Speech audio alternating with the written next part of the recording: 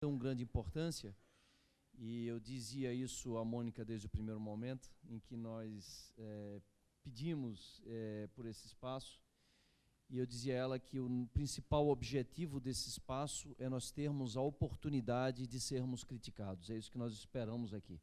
Muito mais do que ouvir elogios, o que nós queremos é sugestões, proposições, críticas que nos ajudem a aprimorar aquilo que nós estamos, nesse momento, apenas começando, principiando a fazer. A nossa apresentação vai ser dividida em duas partes, e primeiro nós vamos falar sobre a estatística e o monitoramento pesqueiro, para depois falarmos de forma mais específica sobre a gestão pesqueira e sobre o ordenamento. Como eu disse ontem, hoje as divisões internas que nós temos no Ministério da Pesca, entre as diversas secretarias e diretorias, elas são apenas para efeito de organograma. Nós estamos hoje e iremos cada vez mais trabalhar como uma só equipe, porque somos todos o Ministério da Pesca, e nesse sentido eu gostaria, portanto, de convidar para apresentar a parte de estatística pesqueira e de monitoramento pesqueiro, e principalmente aquilo que nós estamos planejando para o futuro e já estamos começando a fazer, o diretor do Departamento de Monitoramento e Controle da Pesca, o Dr. José Augusto Negreiros Aragão, e na sequência eu farei a minha apresentação. Então, por favor, Aragão.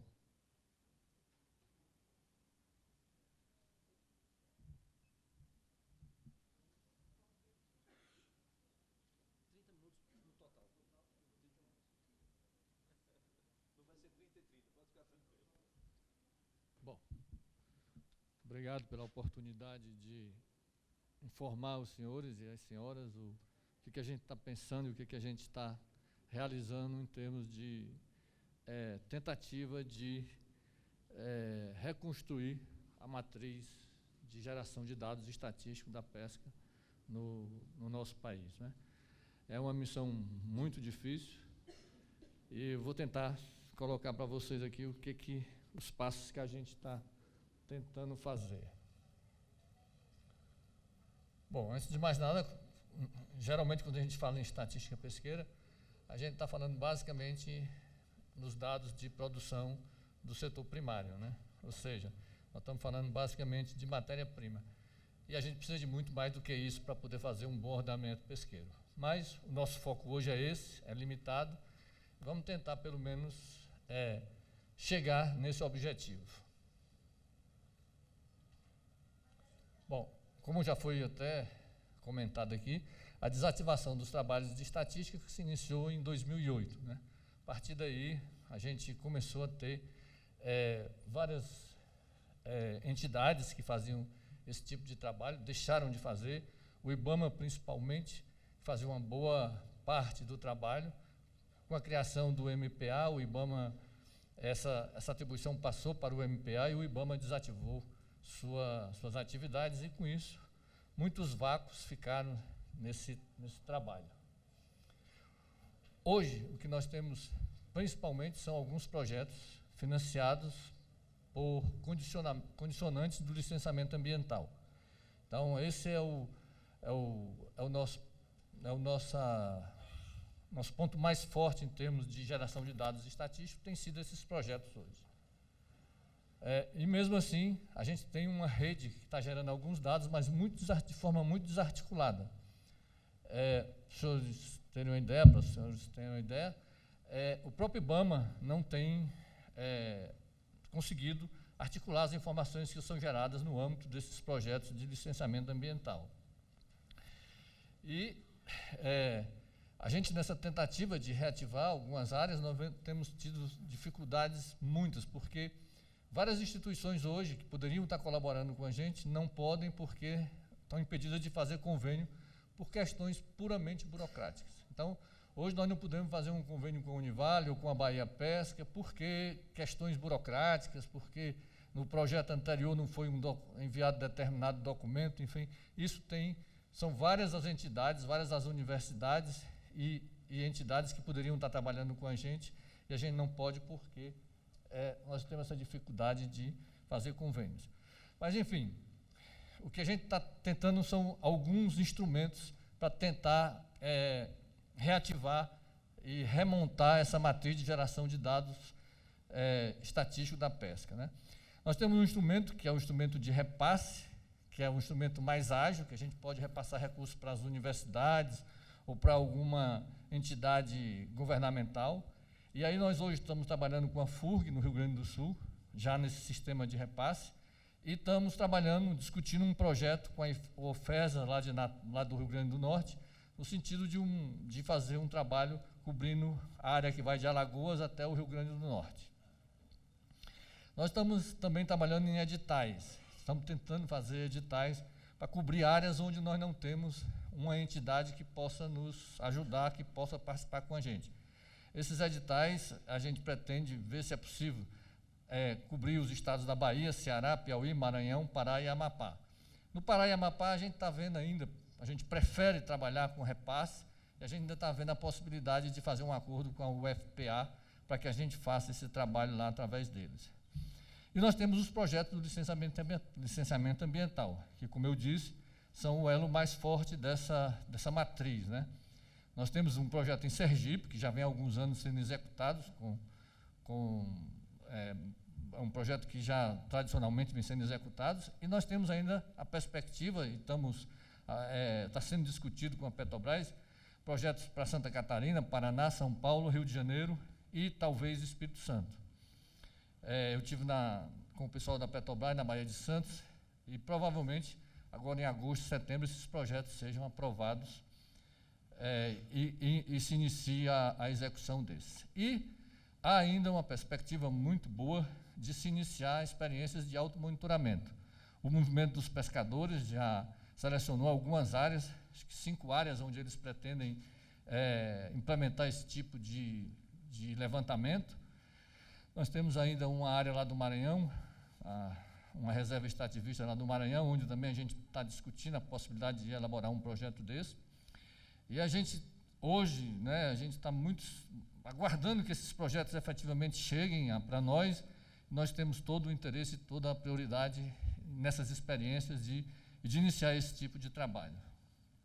Bom, nós temos ainda a pesca continental, onde a gente pretende trabalhar no Mato Grosso e no Mato Grosso do Sul com repasses para a Embrapa, e no Nordeste o DENOX. O DENOX já, inclusive, apresentou um projeto, e a gente está em fase de ajustes desse projeto para liberar o recurso. Para o Norte, a gente está pensando no edital, e estamos também vendo a possibilidade de um acordo de cooperação com alguma entidade internacional. A gente tem discutido com o pessoal do IICA, que é o Instituto Interamericano para a Cooperação da Agricultura, e na sexta-feira próxima a gente tem um seminário, um workshop com eles, para discutir a possibilidade de a gente trabalhar um pouco com eles em algumas áreas, em alguns estados. Esses acordos de cooperação também são mais fáceis e mais ágeis de serem implementados. E temos ainda projetos do licenciamento ambiental, como condicionamento, que são as unidades hidrelétricas, né? Esses projetos, várias unidades estão desenvolvendo esses projetos, e também de forma desarticulada. Por exemplo, Tucuruí tem tradicionalmente feito os levantamentos, e esses dados não têm sido devidamente incorporados ou devidamente processados a nível do Ministério da Pesca e Aquicultura. Houve uma informação aqui na palestra do Dr. Pauli de que da sobreestimação das pescarias, das estatísticas brasileiras, o que é verdade. Houve um processo muito estranho de estimação dos dados de pesca do Brasil. Na verdade, esses dados já foram revistos, foi criado um grupo de trabalho que reviu esses dados, e hoje a gente considera que as estatísticas até o ano de 2013, a gente tem as estatísticas oficiais, um trabalho muito bem coordenado pelo Humberto Azim, e a gente considera que a gente tem essas estatísticas oficiais. Eu vou falar um pouco mais sobre 2014 logo em seguida. Bom, então a gente está trabalhando hoje no edital, e para ver onde a gente pode trabalhar por edital para a contratação de empresas, através talvez de um acordo de cooperação. O IICA é uma entidade que pode trabalhar com a gente. Nós estamos estabelecendo um termo de cooperação com o IBAMA para que a gente tenha acesso, e também mantendo entendimentos com a Petrobras, para que a gente tenha acesso aos projetos que são executados e financiados como condicionamento como condicionante do licenciamento ambiental, e aí a gente está procurando discutir com eles o escopo, a área de abrangência dos projetos. Por exemplo, a Petrobras cobre só uma parte do Ceará, uma parte do Rio Grande do Norte, a gente quer ver se a gente amplia essa área de cobertura desses projetos. Acesso aos dados, fundamental para nós, e nós estamos discutindo a possibilidade de incorporação dos sistemas que foram desenvolvidos basicamente no Instituto de Pesca de São Paulo.